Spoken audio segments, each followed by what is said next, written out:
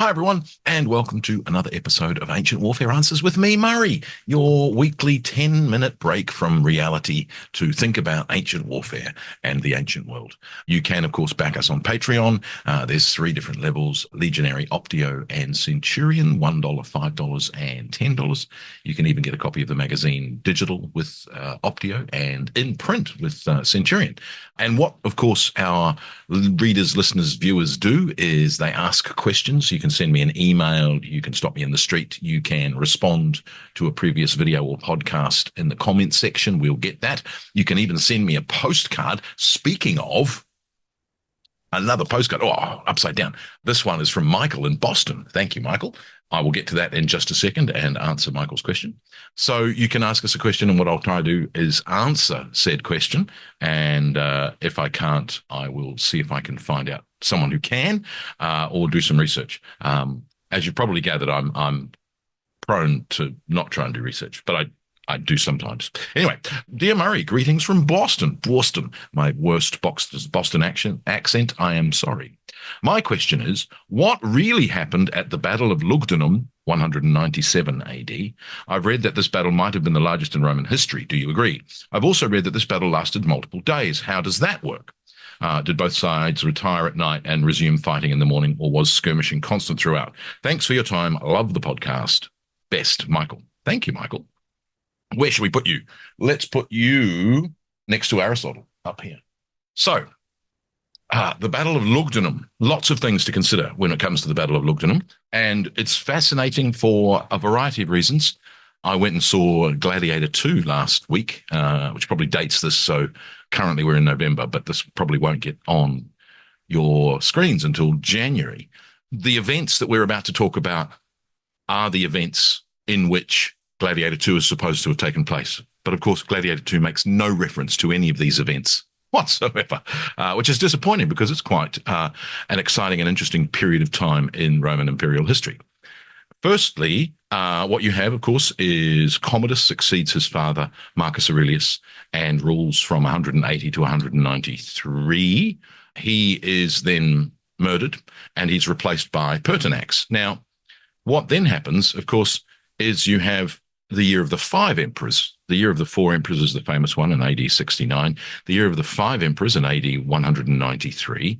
There's even a year of six emperors in 235 AD. I think I might have spoken about that before. Anyway, in 193, it's not quite the same as you have with the other year of the four emperors. So what you've got is Pertinax starts the year as emperor. He is then killed by the Praetorian Guard. Then there are successive usurpers who claim the throne. The first is Didius Julianus, and then Pescennius Niger in the east, Clodius Albinus in Britain and France, and then lastly, Septimius Severus. Now, Septimius Severus is, of course, the father of Caracalla and Geta, who, weirdly, in the film Gladiator 2, Septimius doesn't make an appearance. He's the first North African emperor. There's been all this fuss about having Denzel Washington in the movie. Shouldn't be a fuss at all, because Septimius Severus was from Leptis Magna, the North African Roman city. Anyway, I get beyond myself. That's not the question. Battle of Lugdunum, Murray. Stay on task. Okay, Septimius Severus defeats Didius Julianus. Then he goes east and defeats Pescennius Niger. In order to do that, he has Clodius Albinus as his Caesar, as his junior emperor. And then, once he's defeated all of the other rival claimants, he turns on Clodius Albinus and begins a civil war with Clodius Albinus. So he defeats Pescennius Niger at the Battle of Issus in 194. Then he turns on Clodius Albinus. And so what you've got there, of course, is we've talked about before, the fact that when Britain usurps, it tends to quickly be supported by the legions in Spain and Gaul to oppose any other usurper. And so, sure enough, the territory in which Clodius Albinus is operating isn't just Britain, but is essentially in Gaul. And so the Battle of Lugdunum, or Lyon, is where this final battle is fought. Now, it's one of those periods in time where our sources are particularly poor. The best source is the epitome of Dio Cassius, book 76, chapter 6, if you are interested, and not much else. So the interesting thing there, the book begins, and it's only an epitome, so or an epitome, so it's only a summary of what he would have originally written. Begins talking about the idea that Clodius Albinus is no longer being called Caesar, and that then the war starts to ramp up. There's a very peculiar section in chapter 5, just before the Battle of Lugdunum, which is about a schoolmaster named Numerianus, who sets out for Gaul from Rome, pretending to be a Roman senator sent by Severus to raise an army, and does so and inflicts some victories on Clodius Albinus's troops in the name of Severus, even though he's got no authority to do so, even sends Severus back some vast amounts of sesterces that he captures. It's a very peculiar sort of introduction to this vast battle. Now, the reason that this battle is so vast is because the passage at the beginning of chapter 6 is translated as there's 150,000 soldiers on each side, 300,000 men in total. Some have said, no, there's 150,000 men in total, and that you've therefore got 75,000 per side, which, given the number of legions, so Septimius Severus hasn't yet raised, or has he? Oh, I think he has raised the number of legions to 30. So there's 30 legions in the Roman Empire by this point in time. There's not new legions. There's these legions that are usurping or supporting the usurpers are the legions that are there. So they're not new forces. So in that sense, we're still in the classic legion of 5,000 men, 5,400 men per legion. So 30 is not giving you 300,000 men. 30 is, just giving you 150,000 men. But the interesting thing there, that would be every Roman soldier in the empire, which is not happening. And again, we normally say that there are as many auxiliaries as there are legionaries. So you have indeed got 300,000 men in the Roman army by this point. That's a big debate, what the numbers are in the Roman army at this point. But I don't know that we're dealing with all the men in the Roman army. And I think that's probably where this number comes from. Some people have said that the 150 is acceptable or arguable. I don't think it's really a viable number of men on a battlefield. Lots of men, shall we say. So there we go. And now it becomes an interesting story because Dio Cassius in some cases is our only source for battles. But you've got this stereotypical, even cliched way of addressing the battle and the combatants. So, for instance, you've got Albinus excelling in family and education, his adversary superior in warfare and a skillful commander. You've then got some sort of previous battles, which could be what you're talking about in terms of battles being rejoined, which we'll get to. And thus you get the summary on Albinus's left wing was defeated and fled back to the camp where Severus's men pursuing them burst in with them and proceeded to slay them and to plunder the tents. In the meantime, Albinus's troops on the right wing, and this is the interesting thing, having concealed trenches in front of them and pits covered with earth on the surface, advanced as far as these pitfalls and hurled their javelins at long range. Then, instead of continuing to go forward, they turned back as if frightened with the purpose of drawing their foes in pursuit. And this is exactly what happened. Severus's men, nettled by their brief charge and despising them for their flight after so short an advance, rushed against them in the belief that the whole intervening distance was passable, but on reaching the trenches they met with a terrible disaster. For the men in the front rank, as soon as the surface covering was broken through, fell into the excavations, and those immediately behind stumbled over them, slipped, and likewise fell in. So essentially you've got this filmic, almost we might say Ridley Scott, Battle of Waterloo-esque trenches where the pursuing forces of Septimius Severus fall into these trenches. You've then got Severus attempting to rally the troops. So these men fall into the trenches. If we're dealing with half of 150,000 or half of 75,000, if we go that way, 35,000 men falling into trenches is a lot. And there they not only are falling into their deaths, they're also being shot at by arrows and missiles from Albinus's troops.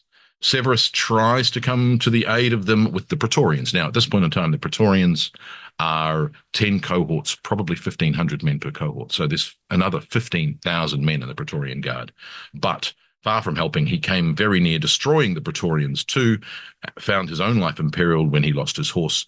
And then we get the last bit of the cliche. When he saw all his men in flight, he tore off his riding cloak and drawing his sword, rushed among the fugitives, hoping either that they would be ashamed and turn back, or that he might himself perish with them. Some indeed did stop when they saw him in this attitude and turned back, and brought in this way face to face with the men following them. They cut down not a few of them and routed their pursuers. So that's the sort of the turning point where Septimius Severus himself leaps into his men. And you get this in several points when Valens dies at the Battle of Adrianople, similarly takes off his cloak and goes in to die with his troops. You've got that. You've also then got Latus, who comes up on one side with the cavalry, who hung back until the battle was decided. And Dio Cassius says, as long as the struggle was close, he merely looked on, hoping that both leaders would perish, and that the soldiers who survived on either side would give the supreme power to him. So essentially interpreting that Latus's reason for not getting involved in the battle was so he would become emperor himself. Now, Latus, of course, later is defending Nisibis in a siege in 197, 198, and is put to death by Severus. Interestingly, this isn't brought up as a reason for that. It's brought up that the soldiers liked him too much, which could be part of this whole idea. Now, so that's the battle. The other bits of it, the rejoining of battle. So it's very rare that you get a battle in the ancient world that lasts multiple days. There are several examples. Most of them are doubted by modern ancient historians. What happens, of course, is if you have a battle, you go back into camp, you then re-emerge the next day and offer battle again. And in some cases, you absolutely get the idea that they want to make amends for the previous day or reverse their fortunes from the previous day. And that idea of encamped armies offering battle, fighting a battle that is in some way indecisive or not conclusive, even if it's a victory, it might not be conclusive. And then the next day offering battle again requires all sorts of diplomatic realities that, one side didn't claim the victory or didn't do enough to be able to claim the victory. Because normally at the end of a battle, one side is in possession of the field, they raise a victory monument, and the other side is required to request their casualties, to permission to collect their casualties. So if that doesn't happen, or if that permission is denied, which happens in a couple of battles, you've got the issue of a who won. You've also got the occasional occurrence where both sides put up a victory monument. And so you've got a disagreement as to who won the battle. But that's the idea, is that darkness finishes a battle, and darkness generally finishes most battles in the ancient world. We do have some night fights, but they are generally confused and generally go disastrously wrong. And then morning comes, you're either resting or you're offering battle again. So that's sort of like a mutually agreed, let's decide things once and for all. So that's the Battle of Lugdunum. I don't know that you can actually say what really happened at it. The account we've got has bits in it that suggest it's an actual battle, but then there are other bits in it which suggest it's just a stereotypical description of battle. Left wings, right wings, victorious, disastrous. The trenches are certainly a very peculiar feature, but then, the Septimius himself rallying the troops in person is certainly stereotypical. The delayed cavalry response of Latus is also both a stereotype and has some verisimilitude to it. So it's hard to know. So I hope, Michael from Boston, that answers your question. And I look forward to answering another question and getting more postcards from you, the viewers, and the listeners. Don't forget, you can also listen to the Big Podcast, which comes out generally on the first Saturday of the month. And of course, there's the Ancient History Podcast as well. So join me again for another episode of Ancient Warfare Answers. Thanks. Bye.